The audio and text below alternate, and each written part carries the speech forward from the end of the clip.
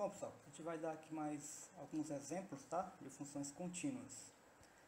O exemplo aqui é esse daqui, você tem essa função f de x igual a x, se o x for menor que 1, 3, se o x for maior ou igual a 1 e menor ou igual a 3, e x, se o x for maior que 3.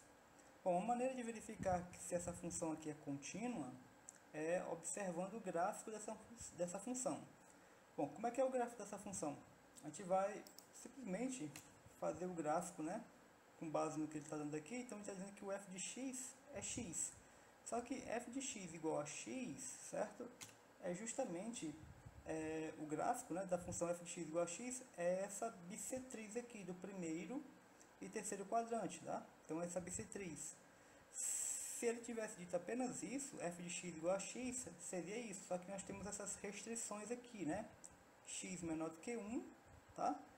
O f de x é 3, se o x está entre for maior ou igual a 1, menor que 3, dá o próprio x, tá? Se o x for maior que 3. Isso aqui é a bissetriz, né? Y igual a x. No 1, né?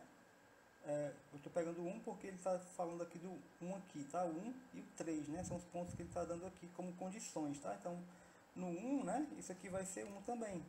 E no 3, tá? Também vai ser 3, tá? Por quê? Porque o y é igual a x, tá? Então, o y é igual a x, ok? Bom, aí a nossa função tem essas restrições. O f de x é o x, só que é o x para x menor do que 1. Ou seja, se x for menor do que 1, o gráfico da nossa função vai ser essa linha aqui, ó, certo? Então, vai ser isso daqui. No caso do f de x, no caso do x ser menor que 1. Se o x estiver entre 1 e 3, né, for maior ou igual que 1, menor que 3, ela é constante. Então, é 3, constante igual a 3. Então, é essa reta que está aqui, ó, tá? E vai ser o próprio x se o x for maior que 3. Então, é esse outro pedaço aqui da reta, tá? Ou seja, essa função é contínua? Não, né? Por quê? Porque ela tem essas descontinuidades aqui, né? Ela dá um salto quando chega bem aqui no 1, tá? Então, ela é descontínua exatamente onde, né? Ela é descontínua nesse ponto, no ponto 1. Ela é contínua nos outros pontos, né? Mas ela é descontínua em x igual a 1, tá?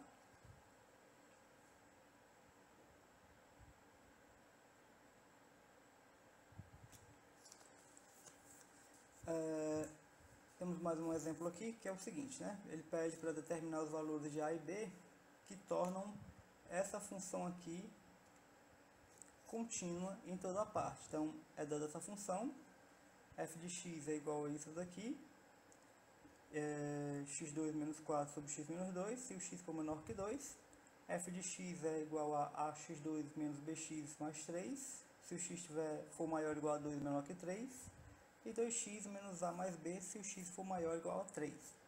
Bom, aqui é para determinar os valores de a e b, então não tem como a gente fazer aqui o gráfico dessa função, tá? Para a gente determinar os valores de a e b, porque a gente nem sabe quem são esses valores, né? Então não tem como fazer o gráfico dessa função aqui. Então o que a gente vai fazer para resolver essa questão? Como ele está pedindo, né? Ele está exigindo que a função seja contínua, então a gente vai simplesmente aplicar o critério, né, de igualar os limites laterais, tá? Como eu tenho aqui, veja, onde é que essa função aqui vai mudar de definição, certo? Eu tenho dois valores aqui onde a função muda de definição. Ou seja, para x menor que 2, a nossa função é isso aqui. Para x menor que 3, né, entre maior ou igual a 2 e menor que 3, a nossa função é isso. E para x maior que 3, a nossa função é isso. Ou seja, a função ela muda de definição em dois pontos, no 2 e no 3.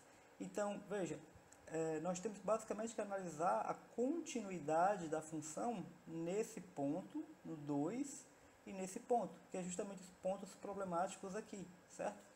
Isso aqui, aparentemente, né, tem uma fração aqui, pode representar um problema, mas não tem, certo? Por quê? Porque a gente tem como fatorar isso daqui, certo? Vamos ver aqui, né? Bom, a primeira coisa é usar a definição dos limites laterais, certo? Limite do f de x quando x vai a 2 pela direita é igual ao limite do f de x quando x vai a 2 pela esquerda, e isso tem que ser igual o f de 2, tá? E a mesma coisa a gente vai fazer para o 3. Limite do f de x quando x vai a 3 pela direita e o limite do f de x quando x vai a 3 pela esquerda, e isso tem que ser igual ao valor da função no 3. Tá? Então, isso daqui é a definição, certo? De função contínua. Então, se ele quer que a função seja contínua, então tem que ser contínua também no ponto 2, então a gente aplica a definição de continuidade no ponto 2. Mesma coisa para o ponto 3, certo?